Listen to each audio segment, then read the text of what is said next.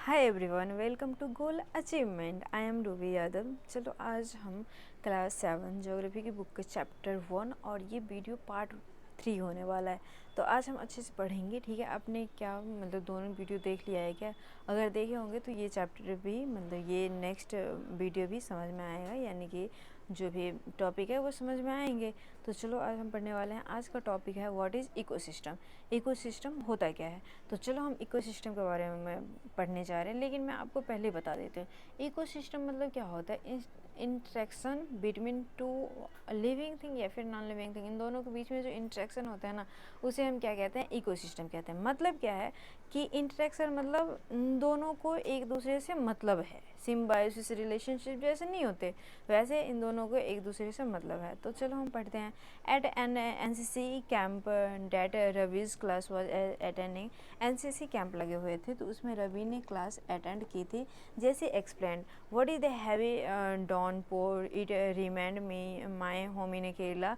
मुझे पता है कि बहुत ज़्यादा बारिश हो रही थी, बहुत ज़्यादा बारिश हो रही थी और मेरा घर केरला में है, तो इसीलिए मैंने देखा हुआ है और मुझे थोड़ा बहुत रिमाइंड भी कर पा रहा हूँ मैं कि बहुत सारी बारिश होती थी, बहुत बहाव होता था, बहुत सारी ग्रीन फील्ड में सारे घास वगैरह मतलब तो होते ही नहीं थे, बहकर चले जाते थे। लेकिन अब मुझे दूर दूर में कोकोनट प्लांटेशन देखने को मिलता था, मतलब बहुत सारे कोकोनट प्लांटेशन होते रहता था, मतलब हमें दिखता रहता था। तो हीरा फ्रॉम द जैसलमेर से हीरा है, तो वो एक्सप्लेन कर रहा है कि हमारे यहाँ कोई बारिश वारिश नहीं होती, कोई बारिश नहीं होती, हमें बस ओनली दिखता है, कीकर दिखता है, सैंड दिखता है, और दूर दूर तक देखो ना तो हमें कैमल ही नज़र आता है और तो कुछ आता ही नहीं है नज़र। तो मतलब ये बोल रहे हैं कि मतलब हर कोई अपने अपने दिशा में जो जिस साइड रहते हैं उस साइड के बारे में बता रहे हैं। तो चलो मतलब आगे भी पढ़ लेते हैं। तो आगे क्या है, ये सिस्टम में है तो हम देखते हैं। तो देखो, Heera says not just camel if you the visit in the desert. वो बोल रहे हैं कि हमारे यहाँ बस कैमल कैमल ही नहीं दिखता था, लेकिन वहाँ पर डेजर्ट चीज़ें भी दिखती थी, जैसे स्नैक्स हो गए, लिजार्ड हो गए, मैनी इंसेक्ट्स हो गए, तो वो सब भी हमें दिखता था। Ravi wondered how why do the animals the vegetation and the we people life vary from the place to place. मतलब बोल रहे हैं कि सभी जगह के एनिमल्स अलग होते हैं, वेजिटेशन अलग होते हैं, दैन सभी जगह सब लोग रहते हैं प्लेस टू प्लेस। तो हर तरह का एनवायरनमेंट सभी को दिखता है।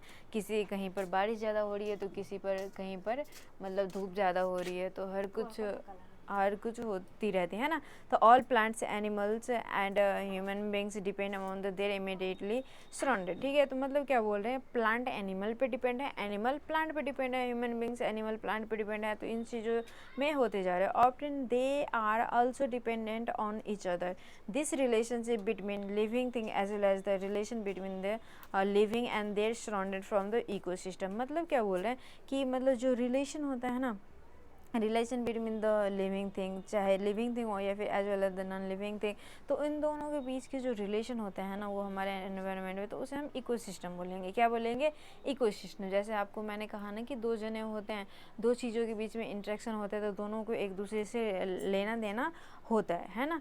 तो there could be an ecosystem और लार्ज रेन फॉरेस्ट। ठीक है, मतलब देख रहे हैं कि इसमें रेन फॉरेस्ट में भी है ना, ग्रास लैंड में भी है, डेजर्ट में है, माउंटेन्स में है, लेक में है, रिवर में, ओशन में, एंड सभी जगह स्मॉल पॉन्ड में, सभी जगह क्या है, एक दूसरे पे डिपेंडेंट है, एक दूसरे से मतलब डिपेंड करता है, एक दूसरे पे डिपेंड है। तो ये इकोसिस्टम हो गया। ठीक है, तो आपने बहुत अच्छे से समझ लिया होगा इकोसिस्टम इंटरेक्शन बिटवीन टू चीज़ें। दैन मतलब क्या बोल सकते हो, लिविंग लिविंग हो सकता है, लिविंग नॉन लिविंग हो सकता है, नॉन लिविंग हो सकता है। ठीक है, तो चलो हम इस चैप्टर को आगे बढ़ाते हैं। उससे पहले हम एक बार्टर सिस्टम पढ़ लेते हैं ना।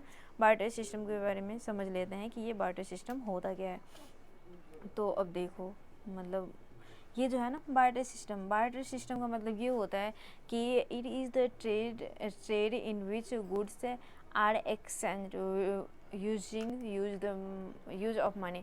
मतलब बार्टर सिस्टम का मतलब ये होता है कि कोई भी चीज़ का ना लेना देना। जैसे मान कर चलो, मेरे पास क्या है, मेरे पास आलू हैं और मेरे पास प्याज नहीं है, लेकिन आपके पास प्याज है और आपके पास आलू नहीं है, तो मैं आपको आलू दूंगी और आप मुझे क्या दोगे, प्याज दोगे। तो ये जो सिस्टम है ना, एक्सचेंजिंग ऑफ गुड्स, ठीक है। तो ये सिस्टम हो रहा है बार्टर सिस्टम। इस सिस्टम को हम क्या बोलेंगे? बार्टर सिस्टम बोलेंगे। क्या बोलेंगे? बार्टर सिस्टम बोलेंगे। तो चलो ये वाला समझ में आ गया होगा आपको, आपने बचपन में देखा भी होगा, या फिर मम्मी सब ऐसे करती है ना कि हमारे घर में ये नहीं है तो तुम ये ले लो और हमें ये दे दो, चीज़ों का एक्सचेंज हो जाना है ना, चीज़ों का एक्सचेंज कर देते हैं वो सब कि ये चीज़ तुम ले लो, हमें ये चीज़ दो, हमें ज़रूरत है, ठीक है। तो देखो ह्यूमन एनवायरनमेंट पढ़ने जा रहे हैं। अब देखो हमने नेचुरल एनवायरनमेंट पढ़ लिए थे, अब ह्यूमन एनवायरनमेंट के बारे में पढ़ने जा रहे हैं। Human beings interact with the environment and modify the according to their needed. क्या बोले? ह्यूमन अपना इंटरेक्शन बना लेता है जिन जिन चीज़ों की नीड होती है उन चीज़ों के साथ। अर्ली ह्यूमन से adept themself to the natural surrounding. Natural surrounding से ही उन्होंने अडेप्ट करना शुरू किया। They led to the simple life और fulfill in the requirement from the nature. वो अपना लाइफ धीरे धीरे क्या करने लगे? विकसित करने लगे, डेवलप्ड करने लगे, फुलफिल्ड करने लगे, और धीरे धीरे एडेप्टेशन के साथ अपना सब कुछ को ग्रो करवाने लगे। With time needed to grow करने लगे, है ना, आगे बढ़ने लगे सब। Human learn new way to use the change of environment. Human ने ये भी सीखा कि एनवायरनमेंट को चेंज कैसे करते हैं, चेंज करना चाहिए। They learn to grow crop, ठीक है, क्रॉप ग्रो करवाने लगे, डोमेस्टिकेटेड करने लगे, एनिमल पालने लगे, है ना, जो गाय कुत्ते या फिर भैंस वगैरह है। सेटल्ड लाइफ के बारे में सोचने लगे। व्हील का इन्वेंशन हो गया। पहले लोग क्या करते थे? कैमल पर जो भी बर्डन वाला सिस्टम होता था, बर्डन सिस्टम होता था पहले, तो लोग जाते थे आते थे एक दूसरे से, मतलब पैदल ही जाते थे। लेकिन व्हील का आविष्कार हुआ, व्हील से मतलब जो भी बैलगाड़ी वगैरह बोलते हैं उन सब चीज़ों का आविष्कार हुआ। फिर वो सब जाने लगे। सरप्लस मतलब खेती करते थे तो ज़्यादा फूड हो जाता था तो सरप्लस में आ जाते थे, यानी कि ज़्यादा हो जाते थे तो वो सब बेग भी लेते थे। और देन मतलब बार्टर सिस्टम स्टार्ट हो गया। आपने अभी पढ़ा हुआ था बार्टर सिस्टम। ट्रेड होना स्टार्ट हो गया और कॉमर्स मतलब हर कुछ स्टार्ट होने लगा। धीरे धीरे इंडस्ट्री बन गई, इनेबल लार्ज स्केल पे सब कुछ होने लगा। ट्रांसपोर्टेशन सिस्टम मस्त हो गया, फास्टर हो गया, मतलब इनके थ्रू जाने लगे। फिर इंफॉर्मेशन आने लगे, आईटी सेक्टर में, कम्युनिकेशन में सब अपना सब कुछ झोंकने लगा। अभी पता ही है ना आपको टेक्नोलॉजी कितना आगे है ना, कितना आगे हो रहा है। तो यही सब चीज़ें बोल रहे हैं कि आप मतलब पहले पता है लोग कच्चा खाना खाते थे, लेकिन बाद में आग की खोज हुई। आग की खोज के साथ साथ क्या करने लगे लोग? खाना पका कर खाने लगे, तो टेस्ट बढ़ने लगा, तो उन सबको बहुत मज़ा आने लगा, ठीक है। अब देखो क्या बोल रहा है, कोई बोल रहा है कि मुझे बहुत ही ज़्यादा पसंद है जूसी लेमन खाना समर सीजन में, है ना। और कोई बोल रहा है कि हमें मतलब समर सीजन में जूसी लेमन खाना बहुत पसंद है, हॉट रोस्टेड खाना, पीनट खाना विंटर में बहुत ज़्यादा पसंद है। तो मतलब अपने अपने ज़रूरत के हिसाब से सब कुछ, सब अपने एनवायरनमेंट को चेंज कर रखा है, और जिन चीज़ों में लोग कंफर्टेबल है वो चीज़ों कर रखे हैं एनवायरनमेंट इन द हार्मनी वे। तो अपने चीज़ों अपने हिसाब से सब अपना सेटल्ड कर रखे हैं कि क्या किन किन चीज़ों की हमें ज़रूरत है, किन किन चीज़ों की हमें नीड है। तो मतलब यहाँ पर देखो तो मतलब ये बोल रहे हैं जो स्टार्ट में हम आपने पढ़ा हुआ है कि क्या क्या हुआ था, तो ये सिस्टम हो रहा है। तो नूरी गर्ल है, एक मिजोरम की है, वो क्लास में टॉक करी है, यानी कि बोल रही है कि हमारे यहाँ क्या होते थे, लस ग्रीन सराउंडर होते थे, पानी वानी होते थे बहुत ज़्यादा। फिर अभी अपसेट होकर ना वो सोचने लगा कि हमने खो दिया अपने प्लेग्राउंड को, ऐसे नहीं होना चाहिए। नूरी जो है, नूरी इनवाइट करने लगी सबको कि हमारे घर आ जाओ, हमारे घर को विजिट कर लो, और कम इन वेकेशन, इस वेकेशन में हमारे घर आ जाओ, हमारे घर को देखो कैसा है। तो देखना, तो जो रवि है ना वो आज अपने मतलब Ravi teacher ask the student और the draw in the landscape, और फिर horse activity in the people and visit जहाँ पर लोग गए दिन रात अपने वेकेशन में, तो वो सब कुछ बताने लगे। तो यहाँ पर हो रहा है आपका चैप्टर एंड एनवायरनमेंट इकोसिस्टम, आपको बहुत अच्छे से समझ में आ गया होगा। मैं एक बार और एक्सप्लेन कर देती हूँ कि एनवायरनमेंट क्या कहते हैं। जो हमारे एनवायरनमेंट को हम मतलब जो हमारे चीज़ आसपास में चीज़ें हैं ना, चाहे वो लिविंग थिंग हो नॉन लिविंग थिंग हो, तो उन चीज़ों को हम क्या कहेंगे? एनवायरनमेंट कहेंगे। और जो इकोसिस्टम होता है ना, वो इंट्रैक्शन होता है ना, interaction between the two another चीज़ें।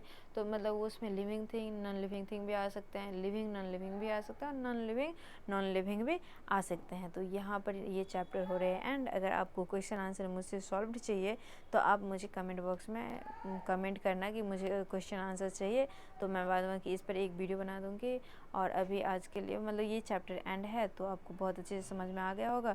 इसको मैं अपलोड कर दूँगी और एक फुल वीडियो भी बना दूँगी ताकि आप सबको परेशानी ना हो, एक ही वीडियो में आप सब देख सकते हो। तो ये चैप्टर हुए एंड, अच्छे से आप पढ़ कर समझ कर बोलना मुझे मतलब कहाँ पर डॉट है। अगर आपको कहीं पर डॉट होगा तो मैं फिर से बता दूँगी। बाद बाकी आपको मेरे ख्याल से डॉट नहीं होना चाहिए। और NCERT जो एक्सरसाइज का क्वेश्चन आंसर है उसे याद ज़रूर करना, उसे समझना ज़रूर। तो आज के लिए इतना ही, चैप्टर एंड हो गए। Thanks for watching, bye bye, take care.